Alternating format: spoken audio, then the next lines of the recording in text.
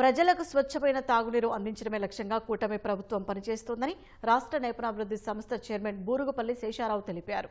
ఇందులో భాగంగానే ప్రతిష్టాత్మకంగా 3,050 కోట్ల రూపాయల అంచనాతో చేపట్టే గోదావరి ప్రాజెక్టుకు ఈ నెల 20న డిప్యూటీ సీఎం పవన్ శంకుస్థాపన చేస్తారన్నారు. తూర్పు గోదావరి జిల్లా పెరవలిలో పవన్ పర్యటన నేపథ్యంలో కానూరులోని ఫంక్షన్ హాల్లో నిర్వహించిన కూటమి నేతల సన్నాహక సమావేశంలో ఆయన మాట్లాడారు. రాష్ట్రంలో అత్యంత ప్రతిష్టాత్మకంగా గోదావరి ప్రాజెక్టు రూపుదిద్దుకుంటున్నట్లు వివరించారు.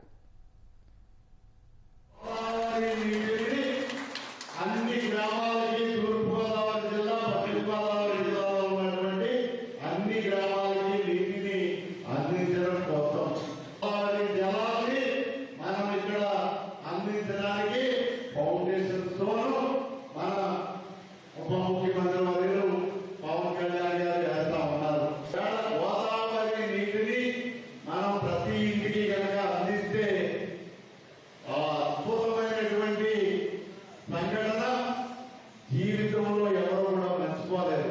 మన ఉమ్మడి పశ్చిమ గోదావరి జిల్లాకు సంబంధించి సుమారుగా 1,400 కోట్లు, ఉమ్మడి తూర్పు గోదావరి జిల్లాకు సంబంధించి సుమారుగా 1,600